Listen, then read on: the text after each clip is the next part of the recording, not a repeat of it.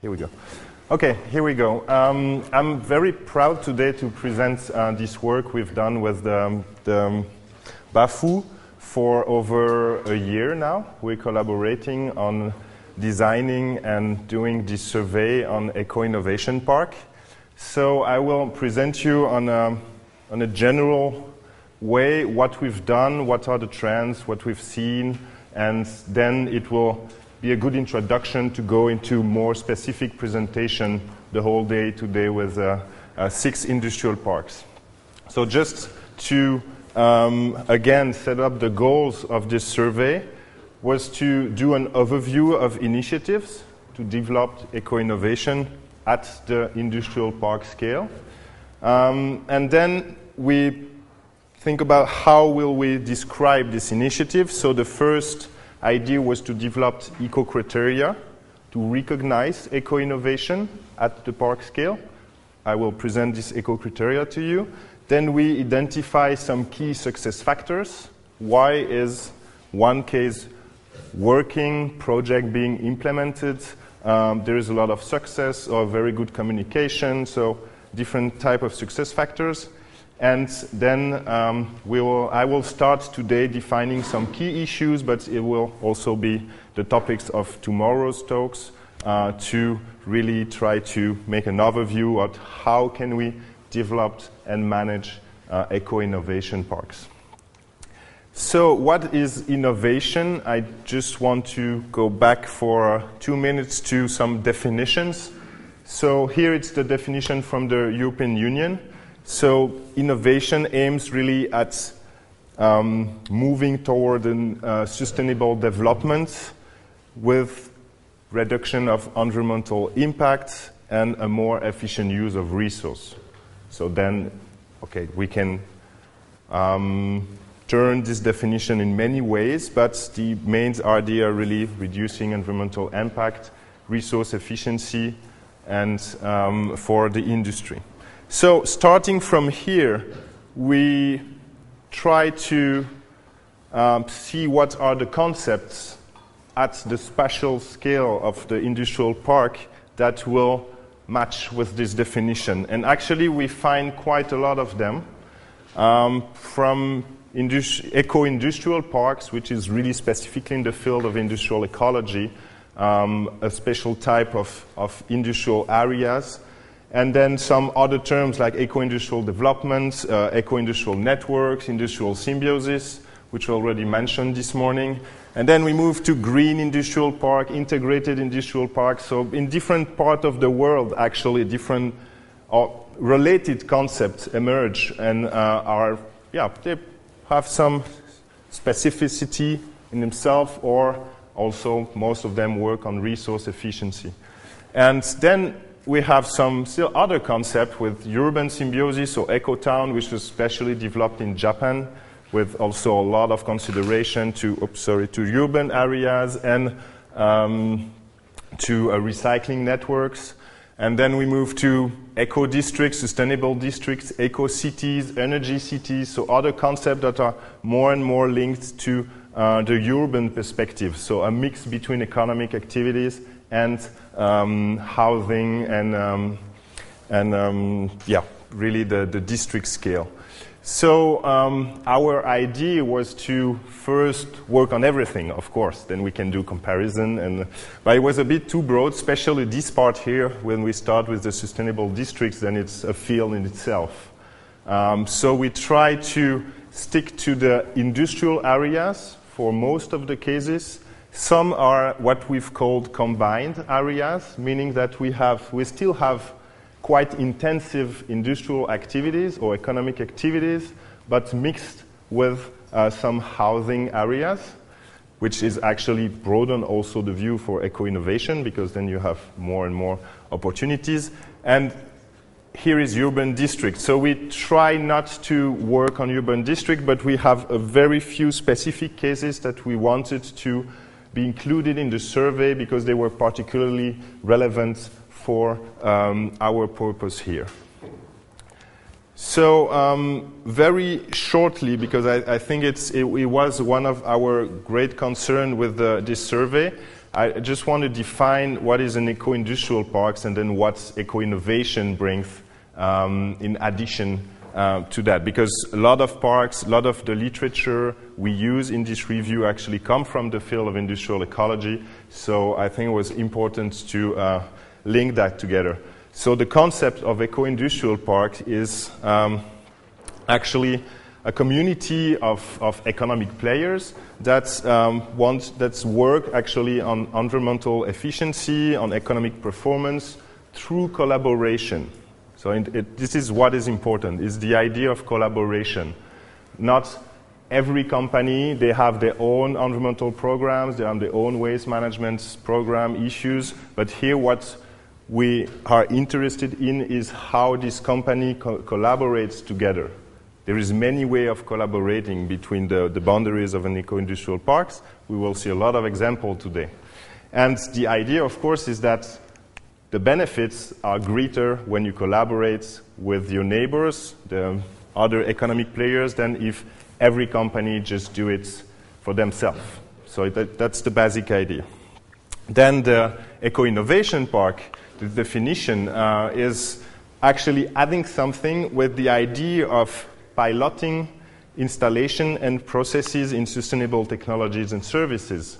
So it's a bit different. We have more in the innovation side, but we also then, if we matched both together, how eco-innovation can also contribute to collaboration at the industrial park scale, and this collaboration will, again, promote eco-innovation. So the two are a bit mixed together.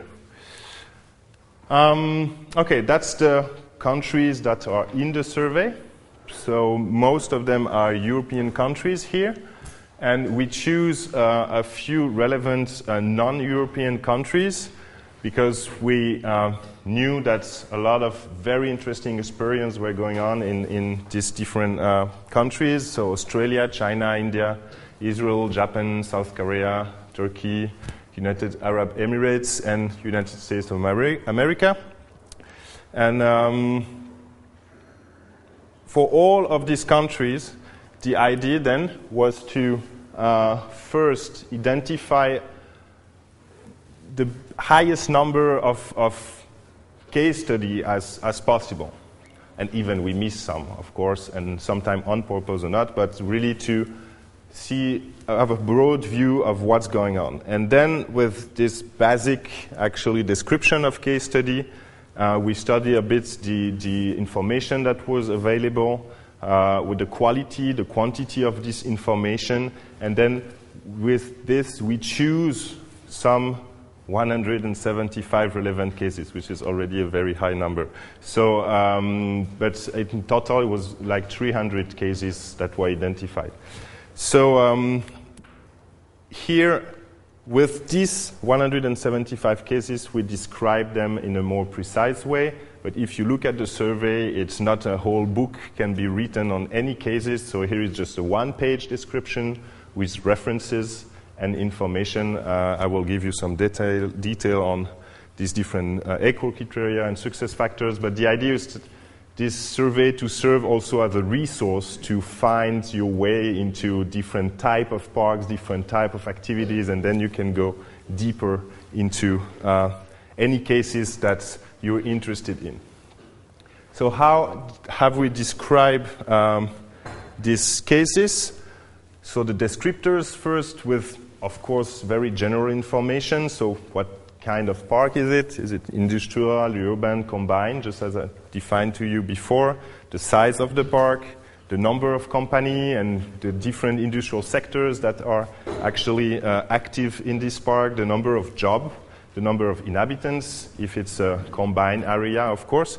Sometimes this information was not available, but for most cases, we try really to find this general information. And then we start with what we wanted to analyze. So the current status of the park. Is it a project? So is it planned? Is it under construction? Is it in use? Is it stopped? We will see that some experiences are stopped, and we try to also see why does it stop. Then we have the project leadership, which was especially interesting to see actually who has the lead and who has the initiatives and who is really motivated to something happening. Is it the industry? So is it private initiative? Is it public? Is it a public-private partnership in very different ways, how the PPP exists? But we try to define that. And then we have equal criteria and success factors. So the equal criteria are here, listed here. They are 12. And they are very diverse, actually. So some are quite typical to resource efficiency and eco-industrial parks, as I mentioned to you before, like energy efficiency, renewable energy sources, waste management, water management, material and chemical flow directly. It's for what we call industrial symbiosis, so where there is a specific way of managing the wastes of companies, and so I mean all input and output flows from companies are try to be reused on a closed loop at the spark scale. So it's really a concept called industrial symbiosis, which is actually different from waste management that's really more to recycling technologies or also closed cycle, but with reprocessing of the materials.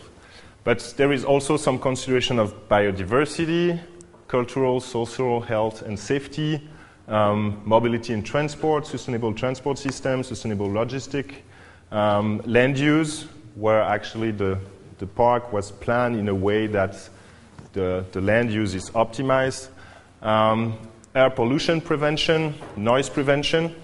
These two really, we will see in the results, is really specifically when there was a plan to specifically work on these two issues. Not that anything that has been done here actually, as a result, we have a decrease in the air pollution. Then we want specific experience on air pollution prevention, so direct strategies. And at the end, we have environmental management systems. And here it's specifically environmental management system at the park scale, not at the individual company scale. A lot of companies now they have ISO 14,000 certifications.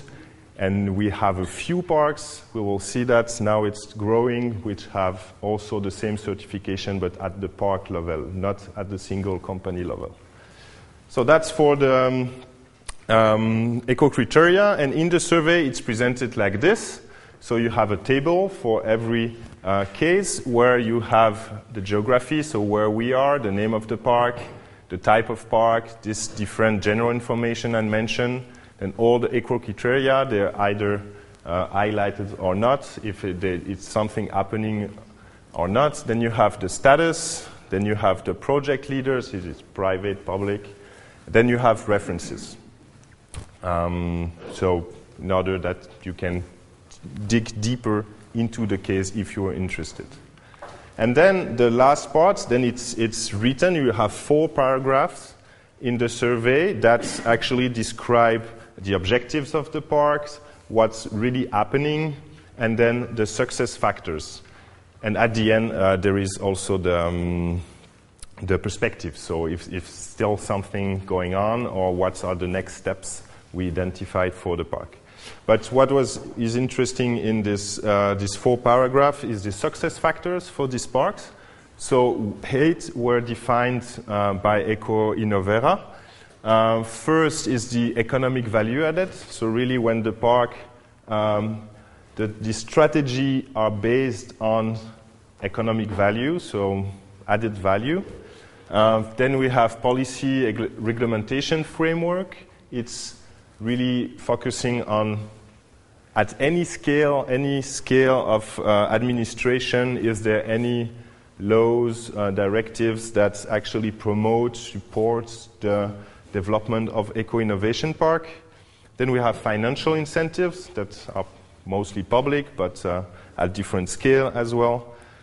We have organizational and institutional setups, what we call coordinators as well, which is quite important for eco-innovation. So when we talk at the park scale, because it's any kind of body that will manage the interaction between the different kind of actors in the park, economic players, service providers, waste recyclers. So it's really the coordination at the park scale which is interesting.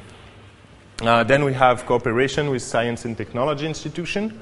We're talking about innovation. So innovation is deeply linked to research and to make this research being applied in industry or on the spatial dimension of economic activities. So it's also a success factors. Is there any link between a project and a research institution? The sixth one is geographical factors, regional infrastructure. So is the park located somewhere where it's particularly interesting to be regarding to eco-innovation? So this is pretty linked to knowledge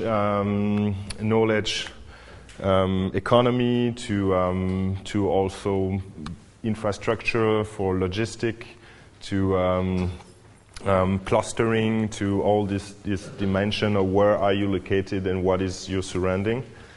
The next one is diversity of businesses. We have usually two choices. Either you're really doing a cluster, so you want to bring the more people as possible working in the same fields to innovate within really this particular sector, or you work on a very diverse basis of industrial activities, and then you have a lot of other types of eco-innovation that are possible. And last one is the clear designation of the park. Is it really written in all the documents we find or in the internet? Is it really mentioned that it's an eco-innovation park, or some other names like eco-industrial parks? And is it really a kind of a marketing of this name? Is it useful and used in a way to promote the eco-innovation, or is it not really mentioned, but there's not a lot of things happening? So some are very good communicators, and other ones does not communicate at all. So that's the 8 success factors. Okay, let's move a bit to the results. That's a big table you can find also in the survey.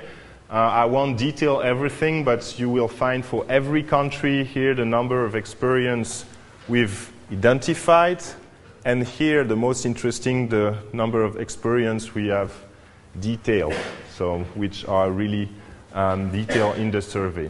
So for example, I take Switzerland here. We have 16 cases identified, 4 were not detailed, 12 are detailed in the survey, and among these 12 we have 8 which are industrial, 3 are combined, and 1 is a urban district. So that's the general result. As I told you at the beginning, so most of the park, nearly 140, they're really industrial parks, and then some are combined area and urban area. Okay, this is some very nice map that was done by Bafou to try to really locate all these parks in Europe and in the world. So as you see, it's pretty much spread out among all countries that have been studied, with, of course, a concentration of experience in the areas in Europe where you have a lot of heavy industry. So we can notice here the west of Germany, or here north of France, or north of Italy. So really, of course, these experiences are well developed in industrial region with a lot of heavy industries.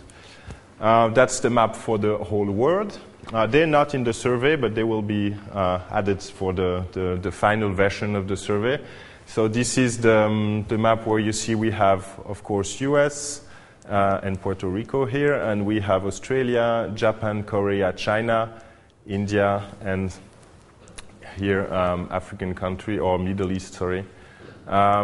Here it's particularly interesting. What do we choose really Japan, Korea, and China, because there is a very, very strong dynamics to move into a more eco-innovative industrial development. So it was particularly interesting to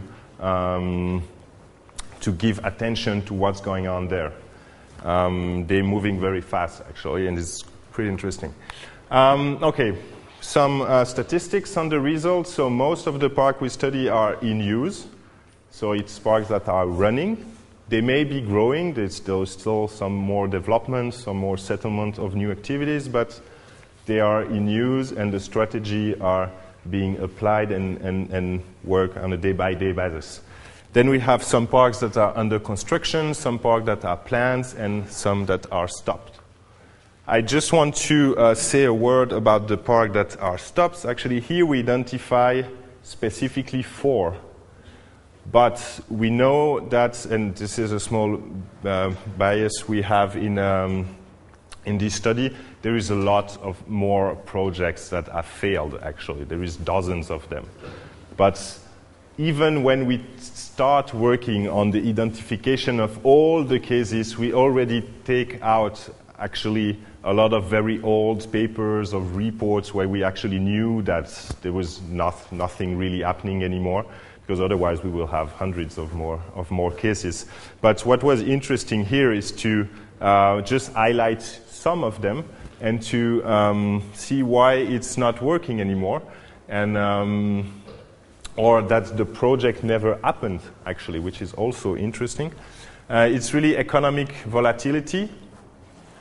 When the project was planned, an eco-industrial park was planned, there is also sometimes a lot of trouble to convince economic players actually to come to this eco-industrial park, because then it means you have some rules, you need to collaborate, and some companies don't really like that. So in the past there was a few experience when it was not really, I think the marketing of this park was not really mature. Now it's really working much better, and we have a lot of very interesting cases where the success, I mean the economic promotion really markets the eco-innovation or the eco-industrial dimension of the park, and it's a growing interest for the companies as well, because they now understand how are their interests. And we have also some multiple interest in land use or economic development. So you plan a park, but then you do a sport facility, or then you still want to be in agricultural area, and then you start with a very nice project, and then it doesn't really happen because the project in itself was not really mature. Okay, what's happening in terms of eco-criteria? So this is a very general statistic, so we need to get deeper into the cases than to really understand what's going on. But here I wanted to highlight a few trends. First is the eco-criteria with the highest occurrence is waste management. What does it mean? It means that it's not that there was no waste management before and the companies just started to take care of their waste. It means that there is, and it's a very big trend in Europe, there is motivations to set up new recycling or handling, sorting, recycling infrastructure in the parks to have closer loops of waste, actually. So it's really a dynamic to also on the collecting, how you can have the collecting being more collective among industries. And so this is what we call an eco-innovation in the waste management. Really, it's new business model for collection, and it's closed-loop recycling system at a smaller scale than before, and which is interesting. And then we have also a lot of new technologies for recycling that are being promoted by parks, which are in this eco-criteria. Then we have energy efficiency, we have material flows. So a lot of these parks also have collaboration amongst economic players in terms of resource management. These go from joint services to joint infrastructure, so joint supply of energy or chemical flows, to joint waste management, to exchange of byproducts, so the waste of one company is directly sold to another one to be reused directly in the production process or reprocessed and then reused by another company. So it's all this dimension of material flow, which is actually also a lot of occurrence. Then we have renewable energy, mobility, so it goes down a little bit. This doesn't mean that we don't have a lot of projects going on across Europe on biodiversity and noise prevention. It means also that in all the literature at the park scale, on websites, on European projects, scientific literature, actually at the park scale, there is very few experiences that are described for biodiversity and noise prevention. It doesn't mean that nothing is done. It just means that at the park scale is not really a strategy which is going on in many places. And here, this is really a new trend. I mean, the environmental management system at the park scale, it's growing. And here it's really, we have cases now that exist, but there is still few. And I think many parks may now be thinking or on the way to try to do something as an environmental management system at the park scale, or sometimes it's park operators or which are certified. So it means that the park, it's somehow certified for some of their activities, but it's a growing interest, and it will probably go up in the occurrences in the next years. Then the success factors. As we see here, we're talking about industrial areas, industrial parks, so of course it should be logical. Coordinators are the success factors with the most occurrence.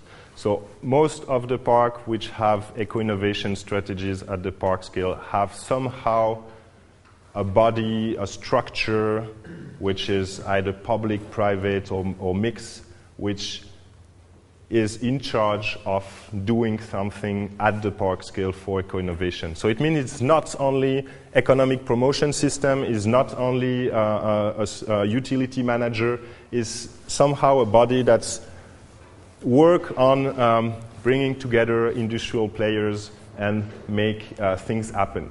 And yeah, it's happening in many different ways. We will have some example today, but it's really something which is crucial to eco-innovation park.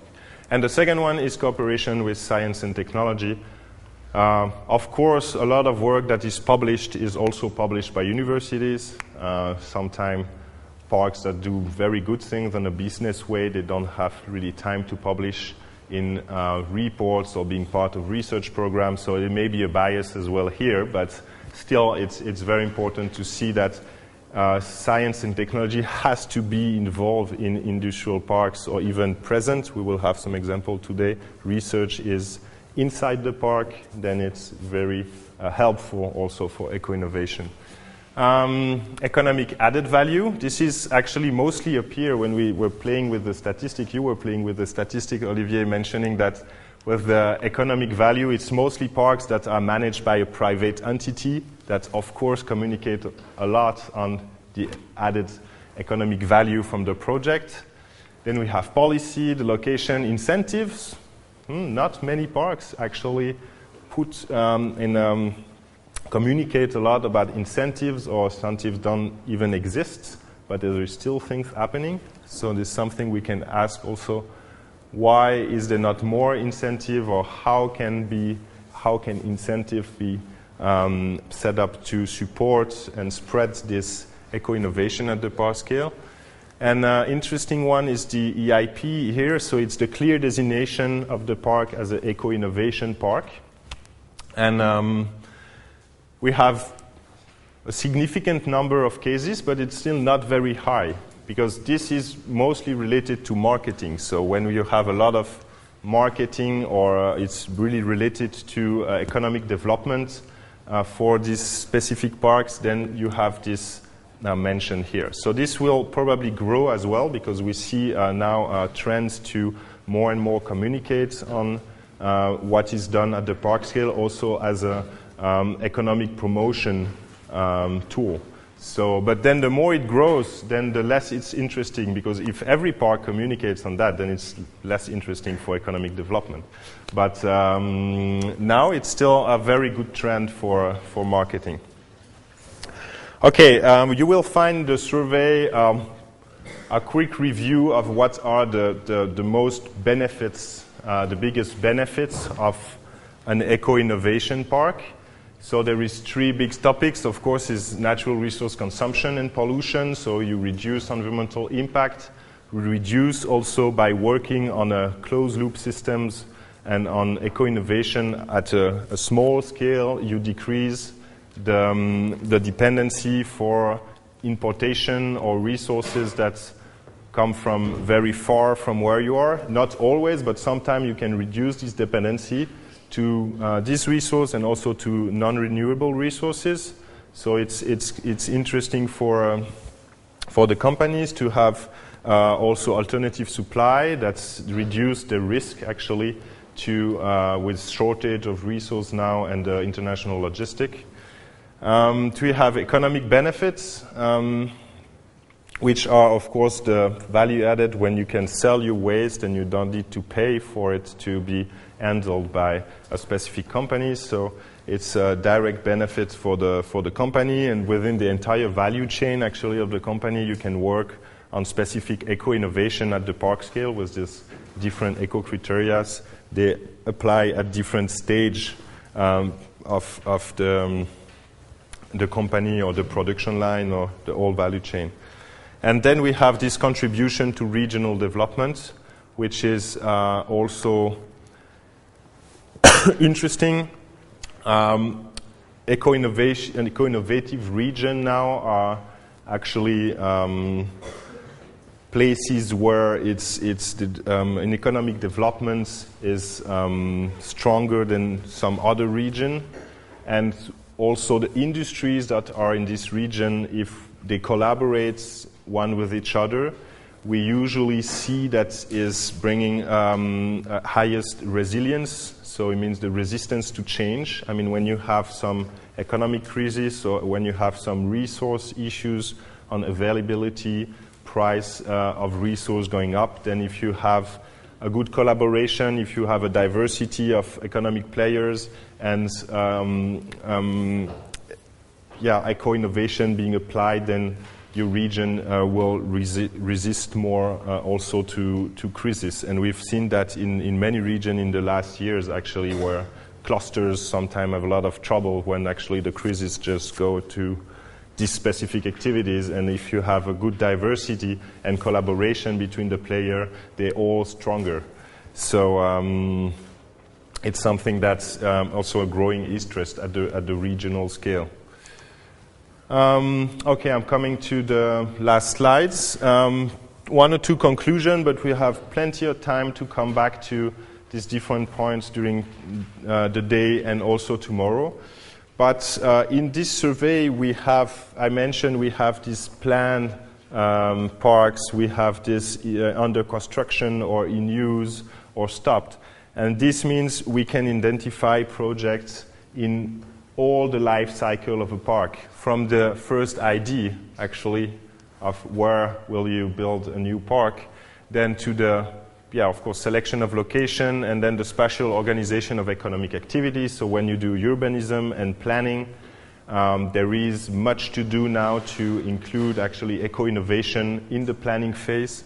Then you have the plot development and equipment, which is particularly interesting as well. How do you equip your industrial area in order to favor this eco-innovation strategy, like joint supply, joint utility, service sharing? That will be also an interesting way for the companies to go into eco-innovation.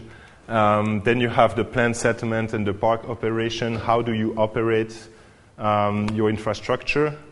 And then, interesting as well, what do you do when it's deindustrialized? I mean, how do you put a new dynamic into a park, which is where there is some very old company that stopped their production, and how can you use eco-innovation to requalification or reindustrialization of industrial areas? So in all this life cycle of parks, eco-innovation is useful. So what we saw in all this country, if you go through the survey, is that the strategy actually are very diverse.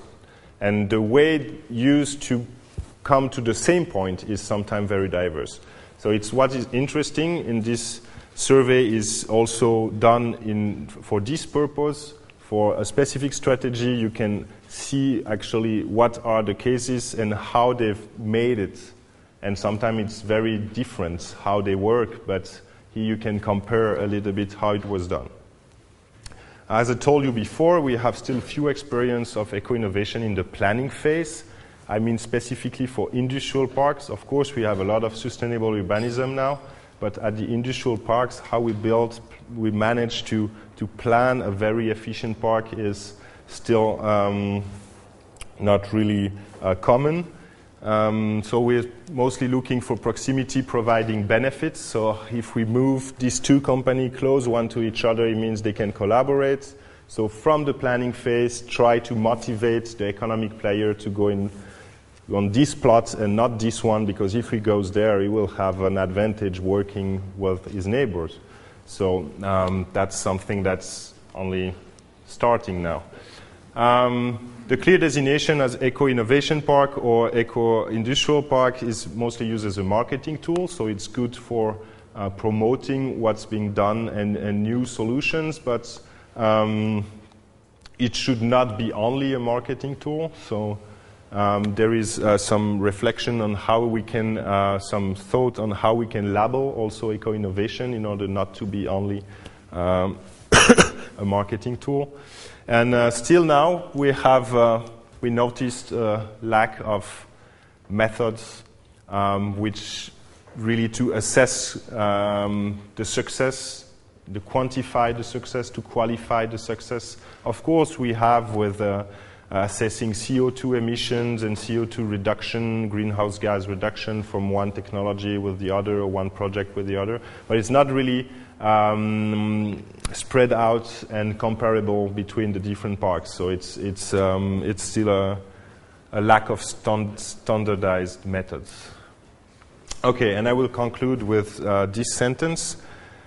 So really, eco-innovation parks or really industrial parks management is something that has to be thought in a systemic way and involving all actors on the territory. So we need to balance governance, ecological issues, resource issues, economic issues, of course, and community issues as well, so that we all move in the same direction to very efficient eco-innovation parks all across Europe.